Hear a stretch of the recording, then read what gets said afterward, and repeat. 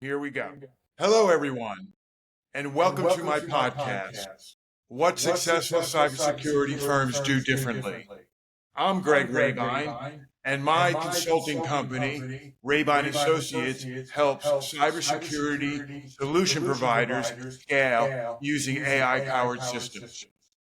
I'm pleased to introduce today's guest, Ted Heiman, founder of CISO Guru. And today's topics will be, first we'll kick it off and we'll let Ted introduce himself and introduce his company, CISO Guru. And then we'll ask Ted to explore some of the trends that he's seeing in the industry. And then we'll talk about opportunities like AI and challenges. So, and then we'll wrap it up with Ted's thoughts on where things are heading. So, let me introduce Ted Heiman, founder of CISO Guru. Yeah, hi Gregory. My name's Ted Heiman. CISO Guru is my current consulting company.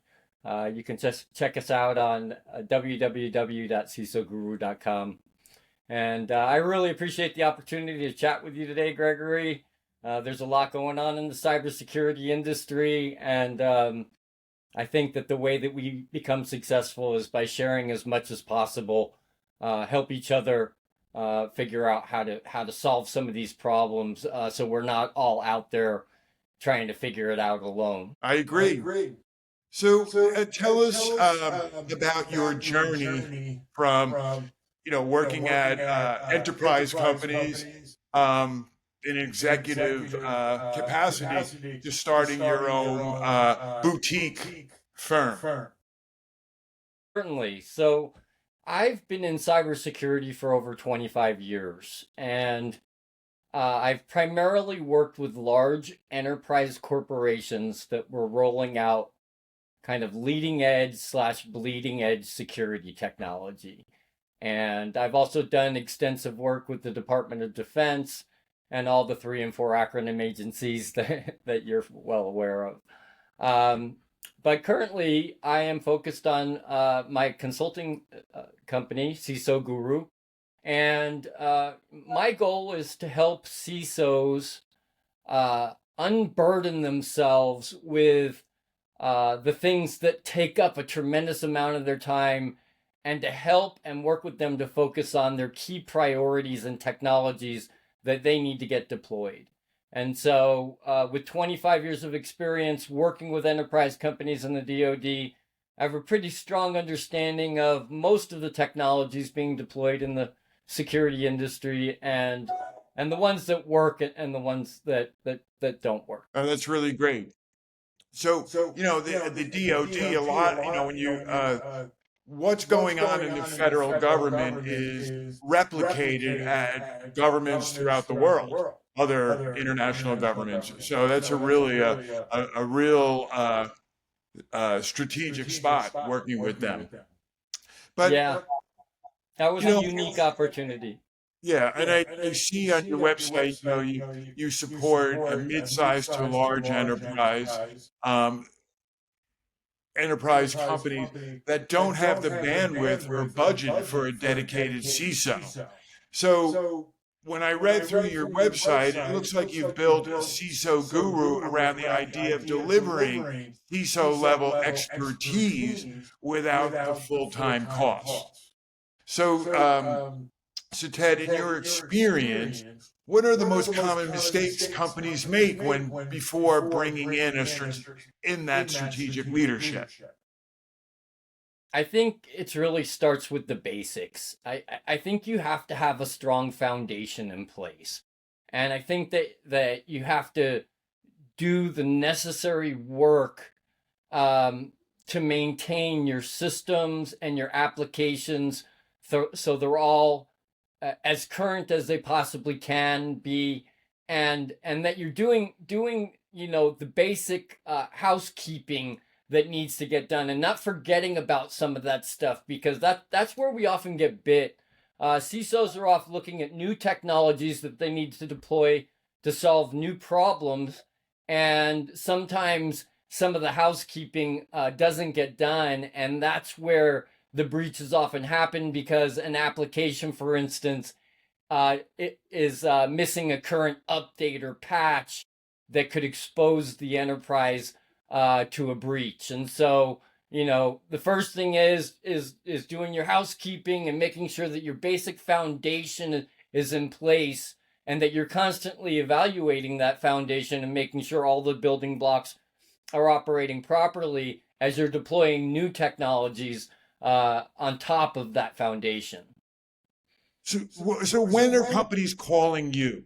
I mean, you have this title of your firm, CISO guru. So, I mean, when do companies turn to you?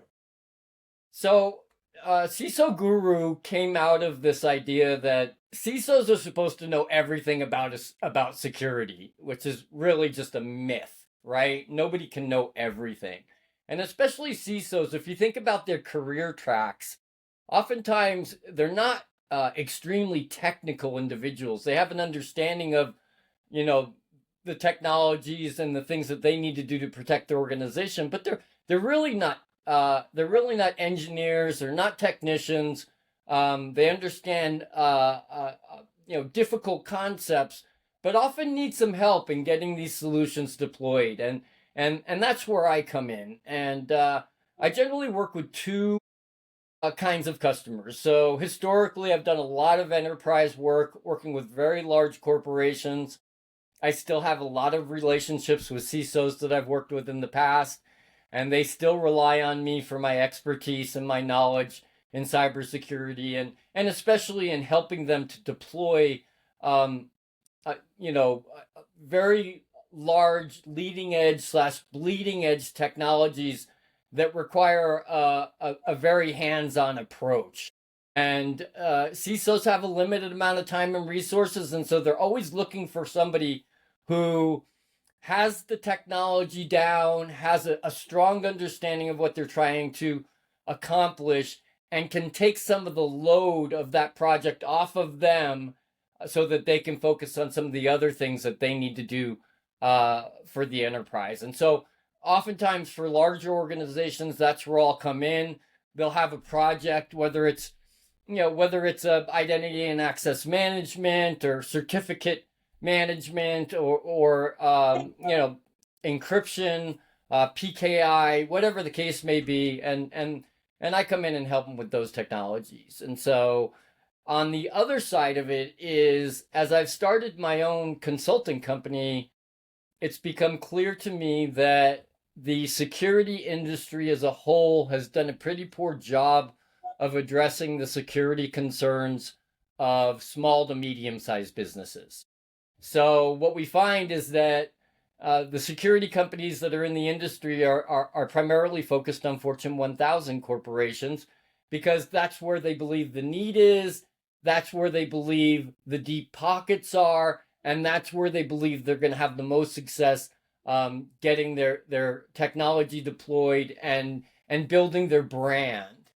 And small to medium sized companies have paid the price because they haven't been able to get the attention of these people. And so oftentimes small to medium sized companies are just struggling with, what does the foundation look like, and what are the core technologies that I need to have deployed?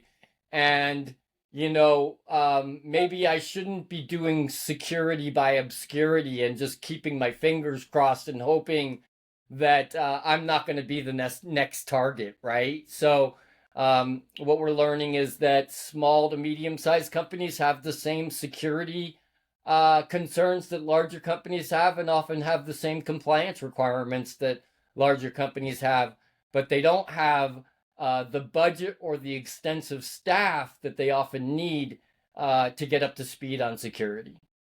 No, understand. And, there are all kinds of statistics out there that reference that 50 something percent of small and medium sized companies don't think they're too small to be targeted, and 50% of small and medium sized companies don't even have protection. So, I mean, I guess you spoke about the idea of delivering CISO level expertise, but does this typically happen after a breach or compliance failure? For the enterprise, no. Most enterprises have a CIO, a CTO, or a CISO, somebody that has that responsibility and is managing that risk, right? So at the enterprise level, they've got the budgets, they've got the manpower, or and they're they've established some patterns from a security perspective and have deployed technology from a security perspective. I think with small to medium sized companies, it's often the scenario that you laid out, which is that something happens and then they go, "Uh-oh," and then they're in a little bit of a pinch because they don't have a plan, they don't have a strong security foundation, and they've just been breached, which could, if not impact their company, completely shut their company down for a period of time. And that's when they realize that they actually do need somebody who is responsible for security. And generally, that's when they reach out to me and start thinking about building a security team internally. Really? Yeah. So I guess my one question is, in a crisis situation, how do these small and medium-sized companies find you? Well, I have a pretty good reputation in the industry. So one is by asking peers, asking other security leaders who they might go to. I've got a pretty extensive presence out there in social media, so I'm pretty easy to find from that perspective.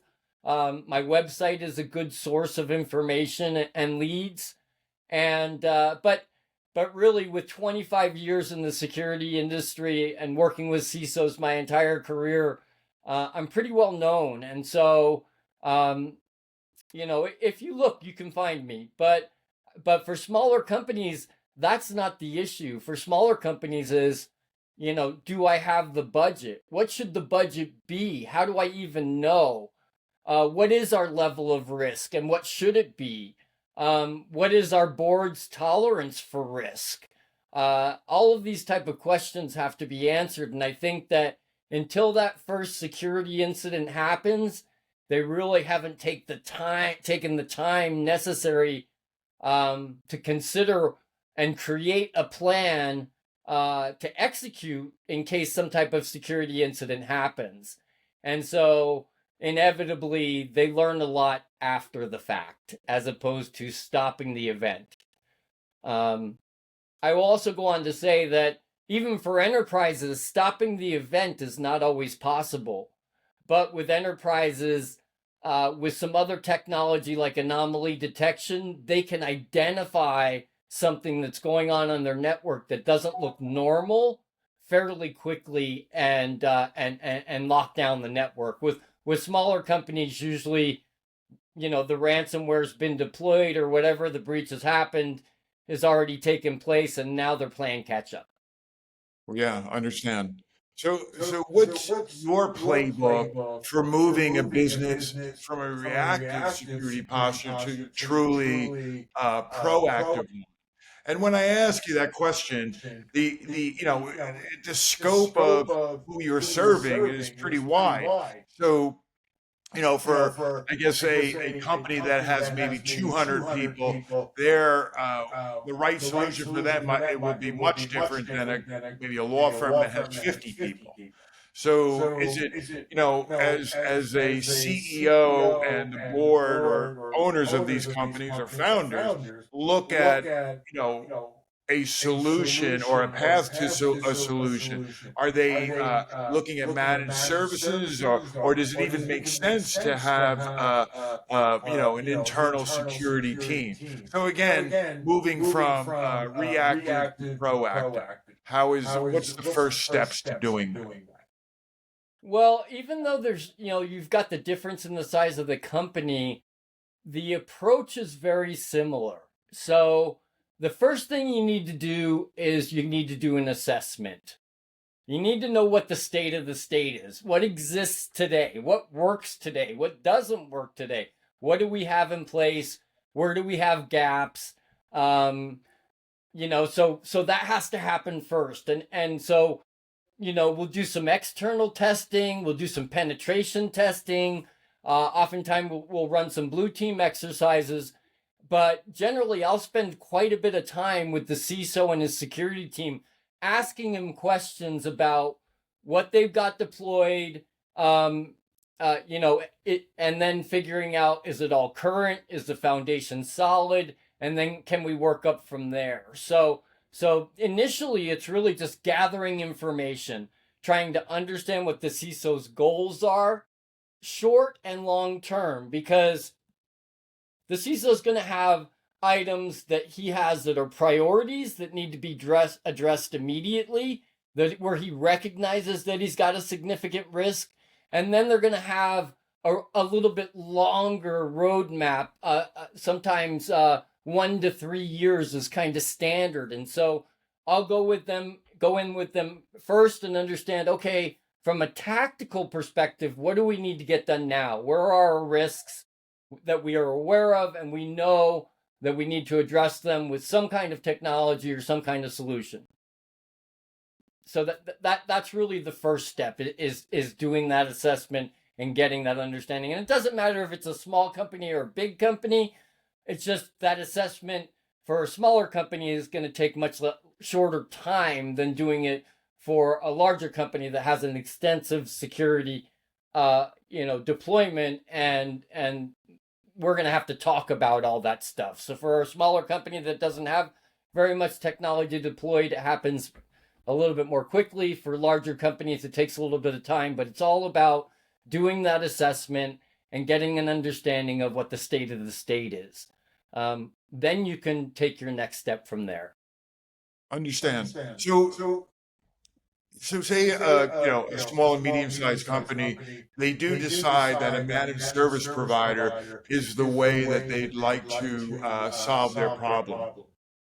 So my question is, I mean, you talked about assessments, and there's network security and anomaly detection and all the things that a managed service provider would take care of: password authentication and zero trust strategies. But I think the one area that is so important is the human trust factor. In other words, training, and training all of the employees in an organization around phishing and best practices around that. So if a small company or a small and medium-sized company goes forward with a managed service provider, does typically the managed service provider also take care of that security assurance and training, or do you hire a different vendor for something like that? Well, so you can find a service provider that has security experience that will take on that component of the work that you need. I think that's something that's really a decision that the organization has to make based on their maturity. So almost everybody works with managed service providers at some level. Even the enterprises have managed service providers that deliver certain technology and certain services to them. So I think uh, they're always going to be part of the equation, right? That the managed service providers are always going to be part of the equation. But oftentimes for small and medium-sized companies, that managed service provider can, at least for a period of time, take on some of the IT and security concerns that the company has until they've reached that level of maturity where they feel like, okay, we really need to invest in our own team. We need to have, and it could be a CISO, a CIO, a CTO, that first hire, that's going to take the responsibility associated with making sure that the company is meeting the level of risk that the board of directors has said that they're willing to accept. Because risk is something that is it's on a continuum, right? So risk doesn't ever end. So even if I get with somebody and we do their assessment and we understand the state of the state, and then we've put together a 1-year tactical roadmap that says these are the critical things that we need to get done. And then we've put together a 3-year roadmap looking further out, saying, okay, once we've got these tactical items addressed, these are things that we see are critical to the future success of our organization. And we're going to start working on those. But then, so the process just continues because they're continually reassessing where they are and where they need to go.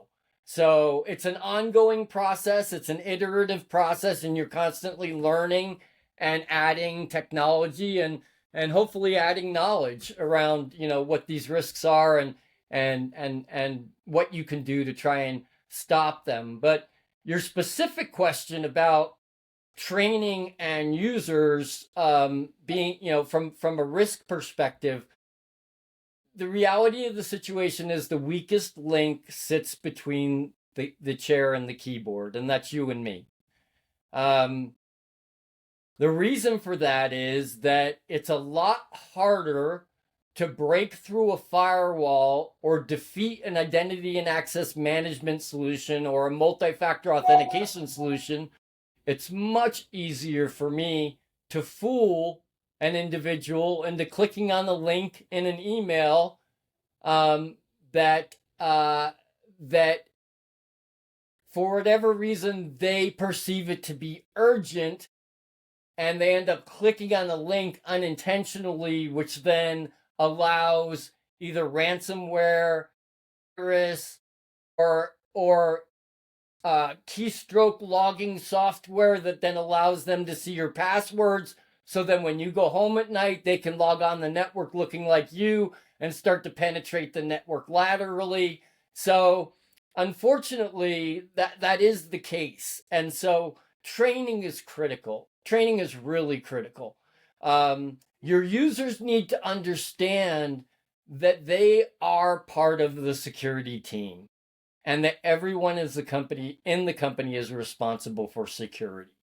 And therefore, they have to be the front lines. The CISO can only do so much. A CISO cannot prevent a user from clicking on a link that loads ransomware on your computer. It is up to the user to do some basic checking and to have a pretty good understanding of how these actors are trying to access the network and what mechanisms they're using and what kind of emails they're sending that might fool somebody into clicking on a link that could cause a lot of damage to the organization. And so training is critical, absolutely critical. I don't care if it's a small company or a large company, that's your weakest link. And so we've got to train our users first before you click on everything. Take your hand off the mouse. Take your hand off the mouse, right? Before you click on anything, let's see who the email's from. Do I know that person? Is that email a legitimate email, or does it have some scrambled letters in there that makes it look like a real email, or if you don't look at it closely, but on closer inspection, you can look at it and say, oh yeah, that email isn't from Gregory. He's got an R in his email and they left it out. These guys are smart. They're going to figure out who you're communicating with and try and impersonate them. But usually what they use more than anything else is human emotion. So as human beings, we prioritize things in a certain way. And because we're emotional beings, it's not always from a technology standpoint that we view these things. And so oftentimes a simple email that says, your iCloud is out of space and none of your pictures are being stored. And if you're one of those people that have pictures of your grandchildren and your dogs and your friends and all the events you've been to and outings and everything, those pictures are really important to you. And so emotionally we go, uh-oh, I've got a problem, click. And then that's when the uh-oh happens and you go, whoops, that didn't come from Apple. That came from an email address that I don't recognize. And that's when the problem happens. And so you're going to find that these emails almost always have the same thing in common. So one, generally it's from somebody you don't know. The email address just isn't the exact email of who it looks like the email came from. The second thing they're going to do is try and create some urgency to get that emotion flowing. So, a lot of it is around trying to get you to act before you think. And then the third thing is they're often asking you to do things that you've never done before. Hey, the CISO's caught on his flight to France. We need to pay this vendor immediately, or we're not going to get the equipment we need. Please send $20,000 to X, Y, and Z by the end of the day. And that email may look like it came from your boss, but it didn't. And with AI and the rise of the nation state actor, it's getting harder and harder to identify these emails. So I agree, and typically, if there is any hint of something wrong, something's wrong. Like if you don't recognize it, I mean, it's just your hunch is always correct. But brings us to another topic around opportunity, AI, and challenges. And smaller companies, might not have the rigor to manage. I guess IT and or the folks going off and doing what they want with AI. So organizations align with their AI ambitions with the reality of governance, compliance, and risk management. So shadow IT, people just can't go off and do what they want to do on the network, right? So how do you manage that? Is that education? Is it also, technology? Is it your managed service provider? Yeah, that's a great question. AI is coming at us pretty fast. I don't think it's coming at us as fast as people think or as fast as the hype is coming at us, but it's coming at us. And AI is something that we are definitely going to have to take into consideration around its usage. I equate AI to an AR-15. In the right hands, it can do tremendous good. In the wrong hands, it can do tremendous evil. And so AI is very much like that.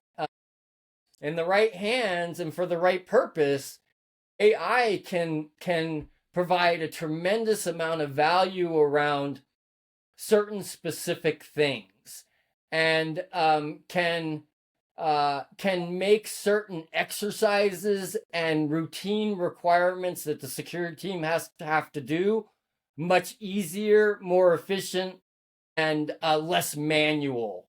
But we have to talk about, AI. What is AI? So, we had initially this concept of behavioral analysis and machine learning, essentially where computers were taking the knowledge and history of what you've done with that computer before and leveraging the learning and behavioral analysis to make you more efficient. And that was all really good stuff.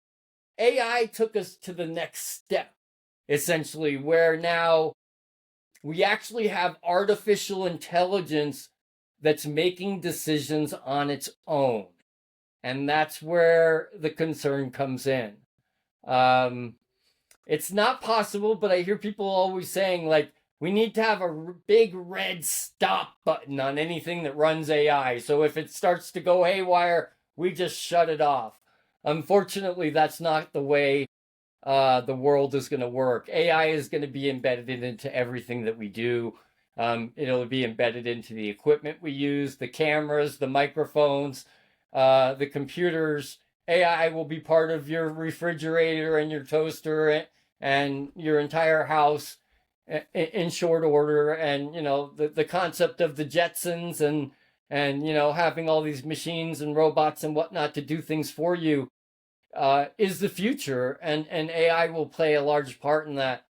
But at the same time, understanding how powerful AI is, we also have to understand the danger that exists with it and what can be done with it. And so our enemies are going to leverage AI against us and make those emails even more effective by using terminology and other things to make them seem even more real and more urgent. And AI will be used to automate sending out spam emails and everything else. So we've got the good side and the bad side of AI, and it's really from which perspective you look at it. What am I using AI to do?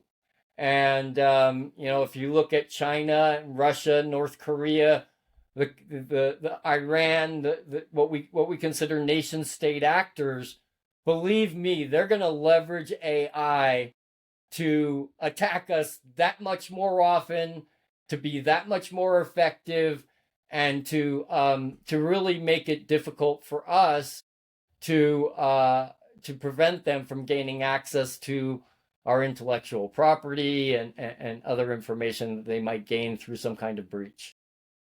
And that brings up such a critical part of cyber is identity and access management.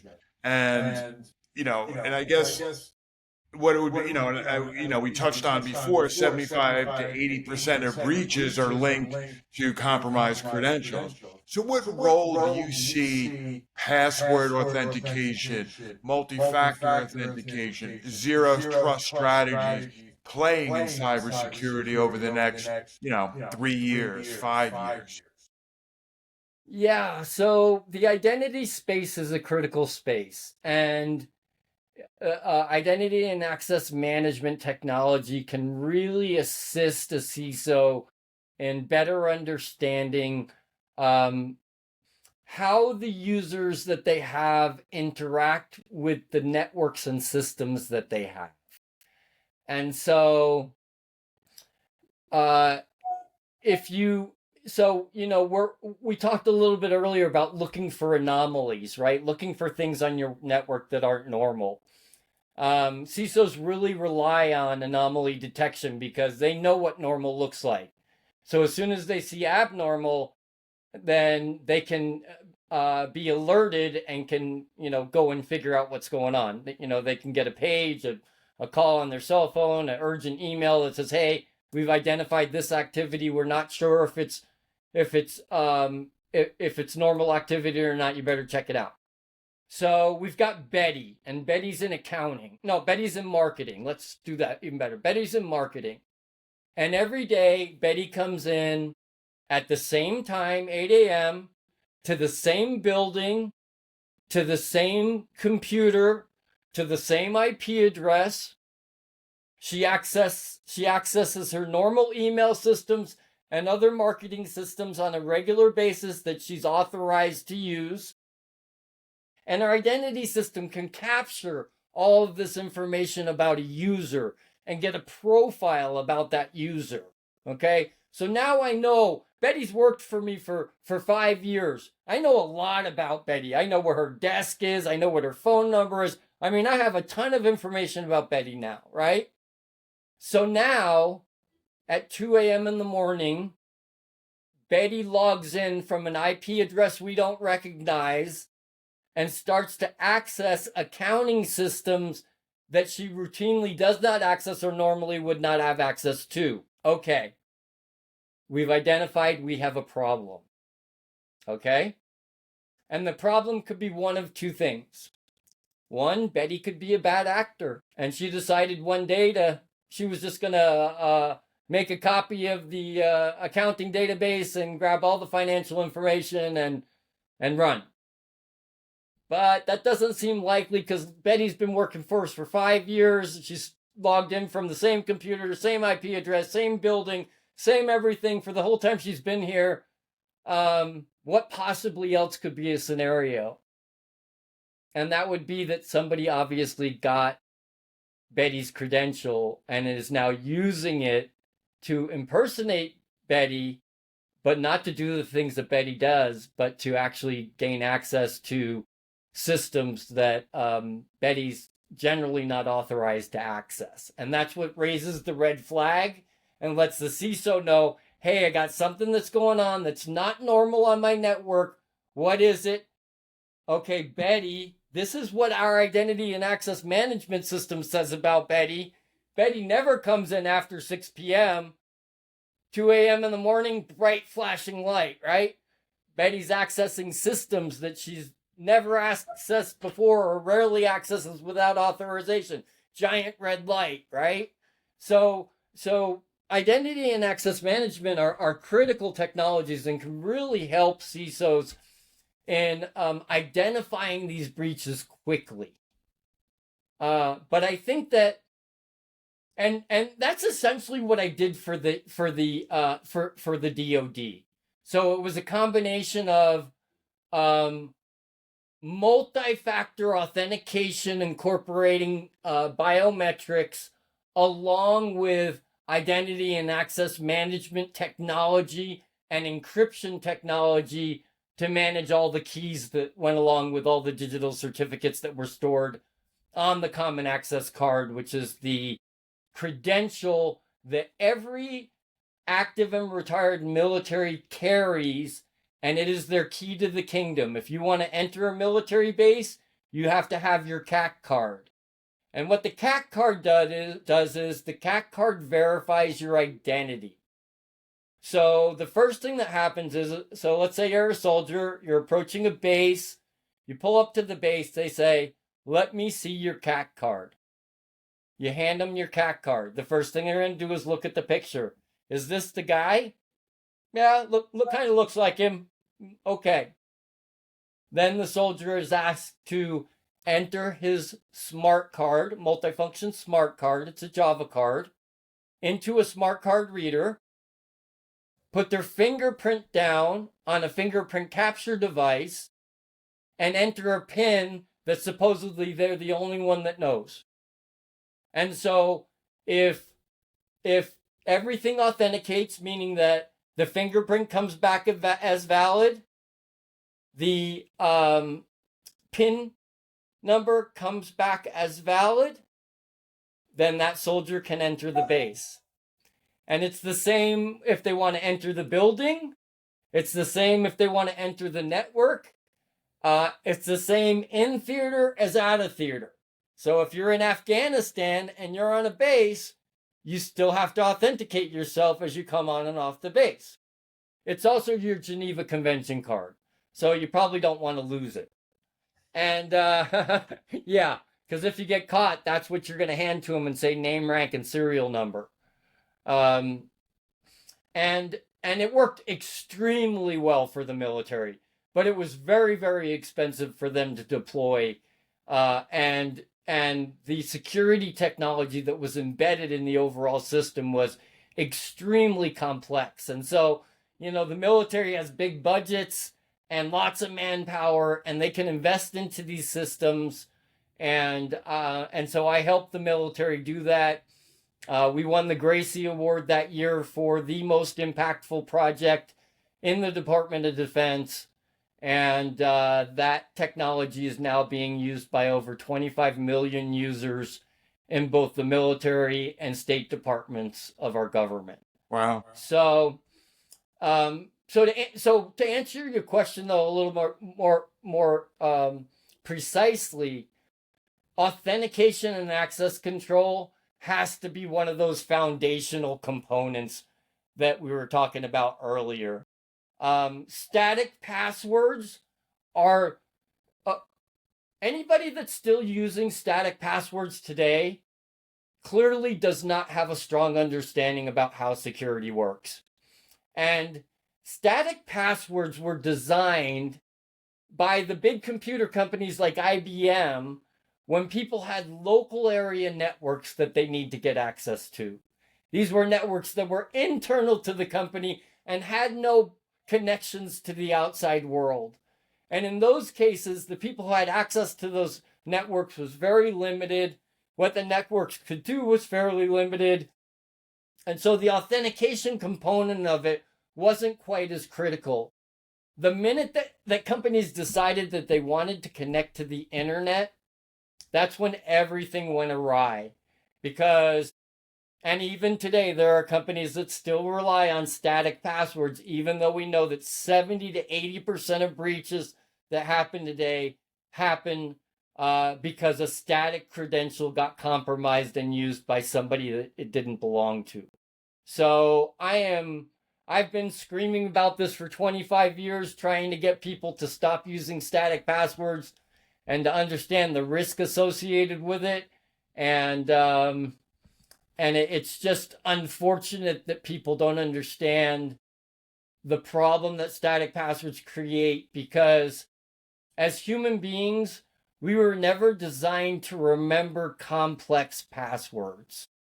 So if you think about it, when we first started with passwords, it was very simple, right? Your dog's name, your kid's name, your football team, whatever it was, you just picked something that was relevant to you, right? And then when you went to work, they told you, oh, well, you've got to create a complex password. You can't just have a simple password.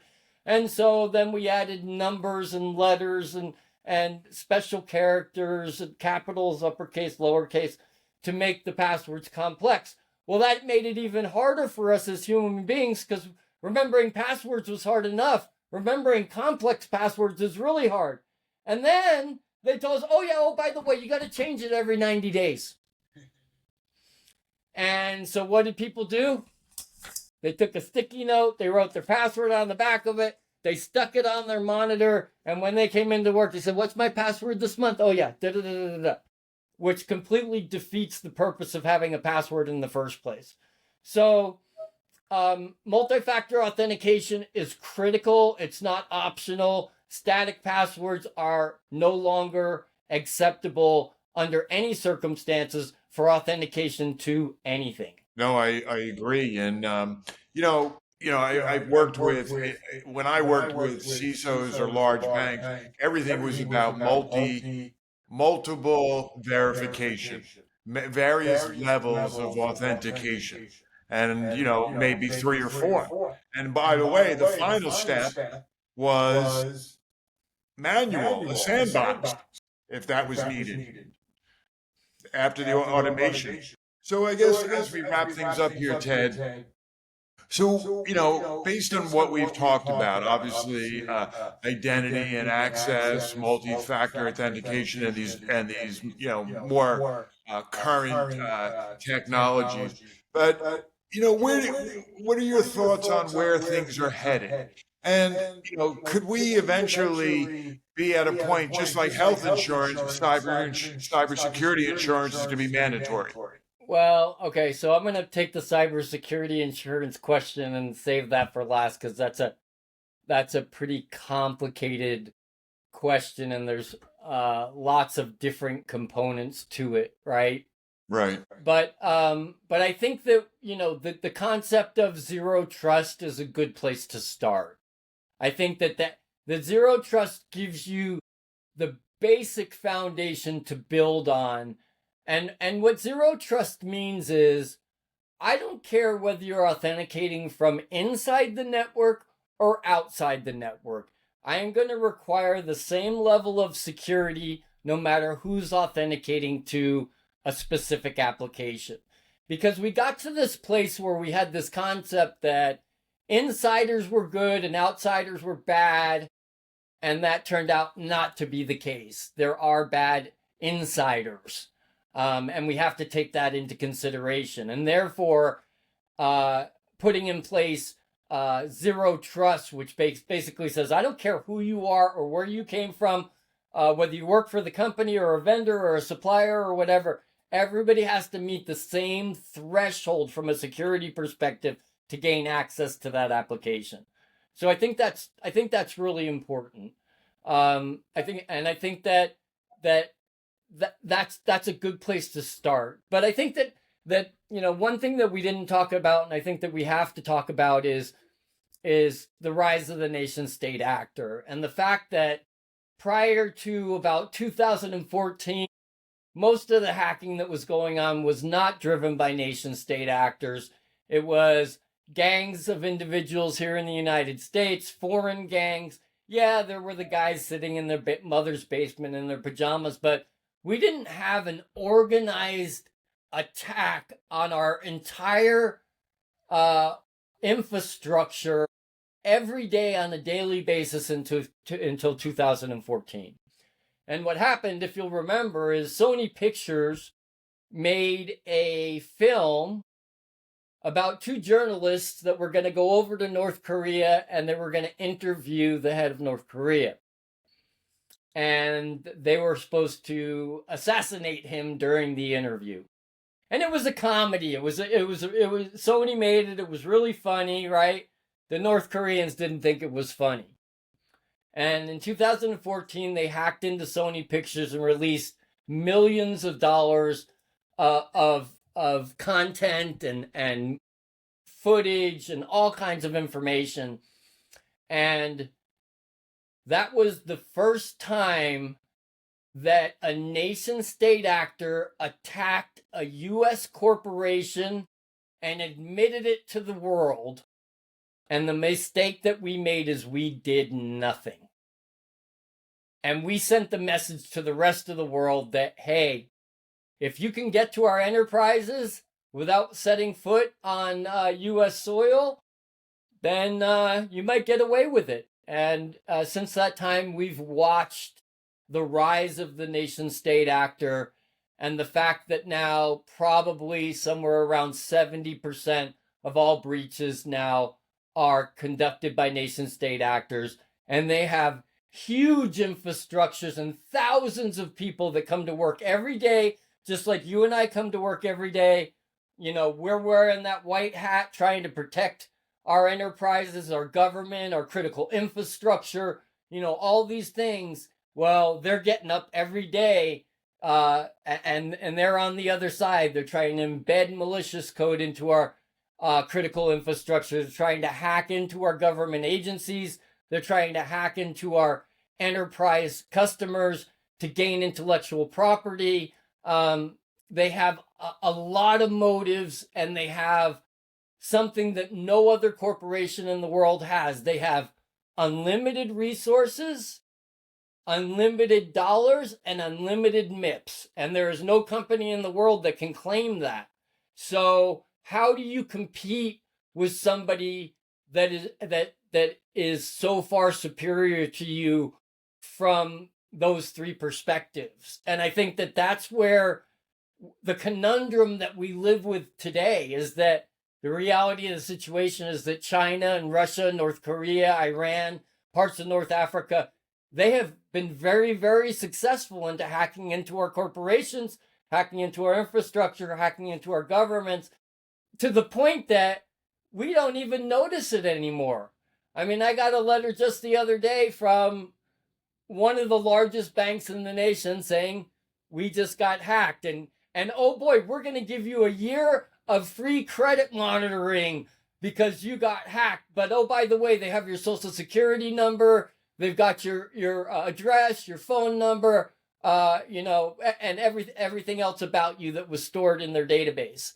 And so this also leads back to a question that you asked earlier, which is the difference between enterprise and small to medium-sized companies. Well, these nation-state actors have figured out that there's value in hacking those smaller organizations as well. And so that's why, as I said earlier, that small organizations and enterprises have a lot of the same security concerns and challenges, because the reality is everyone's a target today. Even you, Gregory, if you've got a router that sits on the edge of your home network, if they can hack that and gain access to it, and then be able to gain access to your work email through your home internet, then that's valuable to them. And so, when you go home, make sure that password that's on your home router isn't set to default, because if it is, they probably already have access to your network and all your information. Now, just to finish with the cybersecurity insurance, somebody thought this was a good idea, probably a CISO or a CIO or a CTO, and they thought, hey, if we buy insurance, that'll mitigate our risk. And a case could be made that at some level it does mitigate risk, especially if they're willing to, for instance, pay a ransom to a nation state actor that just released ransomware onto my network, and I'm basically shut down as a company until I pay them the ransom. If I have insurance, they'll cover the cost of paying that ransom so that I can get it back up and running quickly. Sounds like a good idea, right? Makes sense? Trying to mitigate the risk, trying to push the risk off onto some other entity than yourself. And unfortunately, what happened was the insurance companies figured out really fast that this whole cybersecurity insurance is a really tough business to be in. And they started excluding things like attacks by nation state actors. And so today, I'm not certain that I could justify buying cyber insurance with the way that it's currently being presented and the things that it's covering. I just don't think there's enough value there, and I'd rather invest the money into infrastructure, people, equipment, whatever it is, than pay an insurance company. And that's my personal opinion, but I think that the industry is coming to that understanding. And enterprises may buy that insurance anyways, just so from a liability perspective, they can say, we did everything right. We even had cybersecurity insurance, and they still got us. So I really feel like that's the only value that cybersecurity insurance brings. And I'm sorry to anybody that sells cybersecurity insurance, but it wouldn't be a way that I would go as an enterprise CISO. Well, the issue with cybersecurity insurance is just like health insurance and, children and all go down this path. The insurance companies are in the business not to pay. So if you put in a claim, they're going to go through the requirements in the policy to make sure you met them all, or they won't pay. And they're looking not to pay. So, that's part of it. And they also now have pretty technical teams themselves, incident response and so forth. So they're pretty sophisticated to be able to determine if, your insurance, if you are an insuranceable client. But I thought the most interesting thing that I came across, I was with a major Wall Street bank, and the head of incident response, he says to me during a meeting, he says, Greg, he says 99% of the attacks and alerts a non-technical person can handle, entry-level person can handle. It's the 2 or 3 nation-state attacks a year that I'm worried about, and it has all my attention. I think that's fair. That is their biggest concern. It's their biggest threat, and it's the thing they have least control over, which is why, as I was, kept reinforcing that the ability to identify the breach as quickly as possible is now what is the critical factor in stopping a ransomware attack or some other type of attack. It's about knowing that something's happening on my network that's not normal. And so that's critical, but that doesn't solve the problem that we have today, which is the third-party risk issue, which is that my network has so many egress and ingress points on it now. I'm connected to other divisions, business partners, suppliers, attorneys. There's so many holes in my network that trying to manage that, because it's so porous, is very, very difficult. So the next best step is then to say, okay, if you look at breaches like the Target breach, and a lot of the breaches that have happened more recently were the system was compromised leveraging a valid credential. As a CISO, you're not going to see that. That's normal. That's what you issued the credential for, is so that person could gain access to some system. So as long as bad actors can gain access to valid credentials and use them on your network, then you've got a real problem, because you're not going to catch that as quick. And that's where they get to start doing real serious damage to your network and, do things like steal your intellectual property, which could put businesses out of companies out of business. Let's look at a company like NVIDIA. We talk about AI. They're probably one of the leaders in the space, right? They've got the same issues as any other organization, even with all the AI technology and everything else that they have, they still suffer the same challenges that all the other companies suffer. So I think that's one of the other things, that we may be able to leverage AI for things like identifying malicious emails before they even get to the user.